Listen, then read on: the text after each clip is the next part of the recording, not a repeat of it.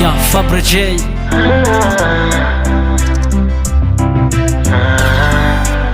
na paccy.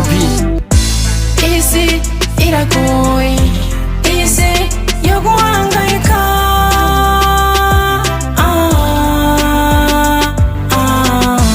Iyisi iragoye, iyisi yo guhangayika. Umuntu aravuka atazi ko yavutse, umuntu aravuga atazi ko yavuze, umuntu aragenda atazi ko yagiye, umuntu arakura atazi ko yakuze. Ibyo byose tubicamo tutabyiteze, tutabyibaza, ariko Imana yo ifite ibintu byinshi cyane yaduteguriye kandi byiza cyane. Mugenzi wanjye, reka kwiganyira, reka no kurira, kuko jewe iconzi ibyo uririra hari benshi cyane banabirirana. Imana irakuzi kandi irakubona, nukore cyane Imana izoguha imigisha yiwawe, izoguha iy'ubundi.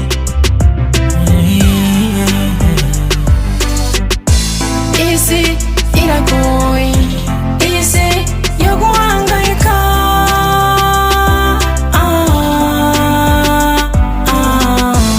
Iyisi iragoye, iyisi yo guhangayika.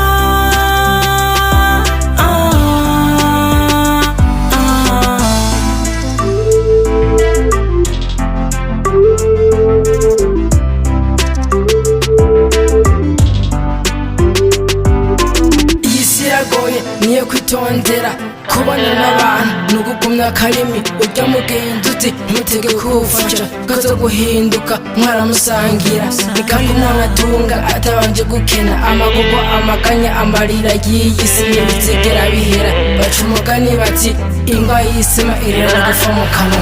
Hari aho twavukiye rimwe basize iyisi, hari abo twiganye basize iyisi, hari abo twakoranye basize iyisi. Erega mugenzi wanje ntawe ukwiye kwigira igihangange, kuko utata iby'isi abyita ibyiwe.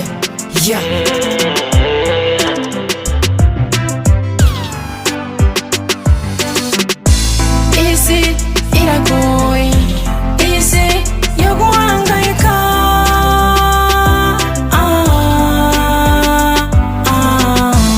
Iyisi iragoye, iyisi yo guhangayika.